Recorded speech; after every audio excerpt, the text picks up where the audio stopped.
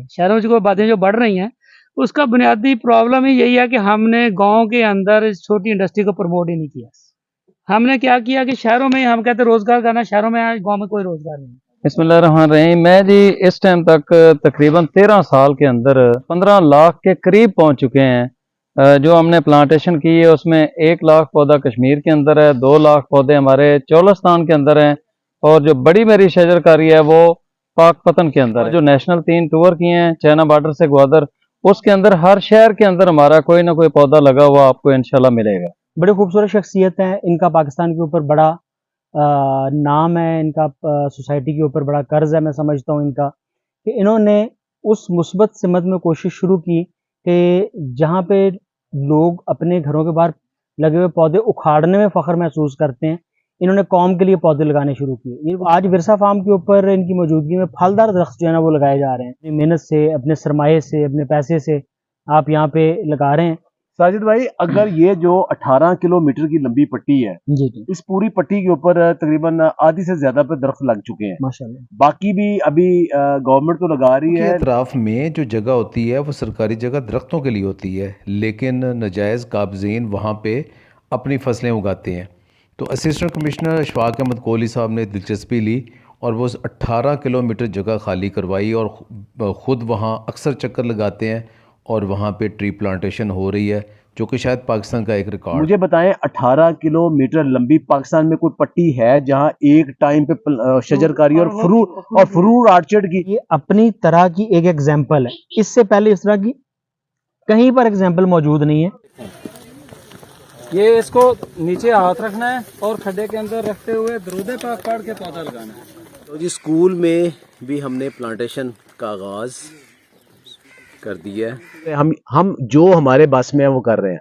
हमारा ख्याल ये है कि बाकी लोग सिर्फ अपने अपने एरिया के अंदर अगर हम थोड़ा थोड़ा सा भी काम करें तो हमारा मुल्क इंशाल्लाह सरसब्ज़ और शादाब हो जाएगा। जिस तरह आने वाले टाइम में खुराक की कमी होने जा रही है, उस कमी को हम बेहतरीन तरीके से पूरा कर सकते हैं ये फलों वाले पौधे लगा के।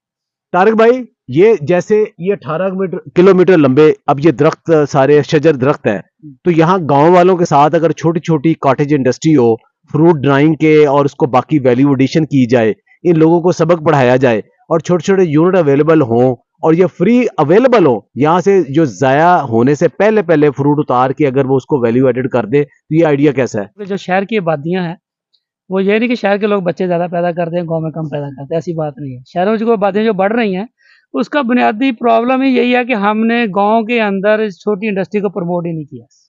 हमने क्या किया कि शहरों में हम कहते हैं रोज़गार करना, शहरों में गाँव में कोई रोज़गार नहीं है। सर, हमने यही आइडिया देना था असल में कि गाँव हमारे जो हैं सरशब्द हैं, इसमें पोटेंशियल है। गाँव बजाते खुद एक बहुत बड़ी इकोनॉमिक एक्टिविटी है, यहाँ से फूड ग्रो होता है और पूरे पाकिस्तान में जाता है। तो जो कौमें जो अपनी फूड के लिए दूसरी कौमों पे इन्हिसार करती हैं, वो ज़्यादा देर इस प्लैनेट पे जिंदा नहीं रह सकती। अगर हमने इस प्लैनेट पे अपनी बका को सस्टेनेबल करना है तो यही मॉडल है जो हम लोग लगा रहे हैं, जो आप लोग लगा रहे हैं। 18 किलोमीटर के दरमियान में 4 बड़े गांव जो आते हैं, इनके बच्चों को हमने बेसिकली ये रोल मॉडल देना है कि आप इनको डिहाइड्रेशन यूनिट लगाएं, इस गांव के नाम से ब्रांड करें और इसको फिर लेके जाए शहरों में, लोग आगे इनसे लेके जाएं, तो तभी इकोनॉमिक ग्रोथ होगी हमारी। तारिक भाई, जो मैं सोच रहा हूँ वो ये है कि इस गांव के जो हाई स्कूल है ना, ज़िंदगी के हर तबका फ़िक्र को दावत दे के उनसे ये प्लांटेशन करवाते हैं, जिसके लिए हमारा भी फ़ायदा है, हमारी आने वाली नस्लों के भी फ़ायदा हासिल होंगे इंशाल्लाह। बिल्कुल, बाठा स्कूल के अंदर हम एक बाग लगाएंगे क्योंकि आने वाले टाइम में हमें फल की भी ज़रूरत है। उन स्कूलों में जाया जाए, वहाँ पे जैसे शाहद जोइया साजिद साहब हैं, आप लोग हैं, बाकी सारे जो लोग ये फ्रूट वैल्यू एडिशन और दूसरे काम करते हैं, उनके यहाँ पे सेमिनार रखे जाए और बच्चों को ये ट्रेन किया जाए। और जो स्कूल बड़े जो लोग हैं वो उनको छोटे छोटे स्कूल के अंदर यूनिट बनाए, बच्चों को ट्रेन करें।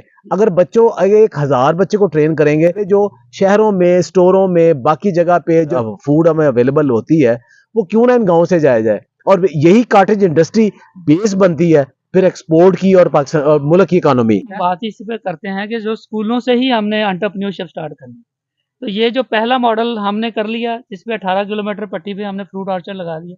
अब अगला इसकी वैल्यूडेशन और हमारे बच्चों को इसके ऊपर ट्रेनिंग, तो उसके लिए भी हम लोगों को जोड़ेंगे और जुड़ के काम करेंगे। मेरा ख्याल है कि हमें बड़ा पाकिस्तान का एक पॉजिटिव रोशन चेहरा जो दुनिया को दिखाएंगे। इंशाल्लाह जी काम करते रहें और पॉजिटिव काम करते रहें, और ये पॉजिटिव काम ही एक काम दूसरे काम के साथ जुड़ता है और यही फिर एक चेन बनती है। फिर ये जो चेन है सिर्फ वैल्यू एडिशन चेन नहीं, और यही कौमों का जो रास्ता इसी से मुतय्यन होता है। ऐसे ही कौमें तरक्की करती हैं और ये बेस चल के फिर मुल्क जो है ना वो तरक्की करते हैं। खुश रहें, आबाद रहें। बहुत बहुत शुक्रिया।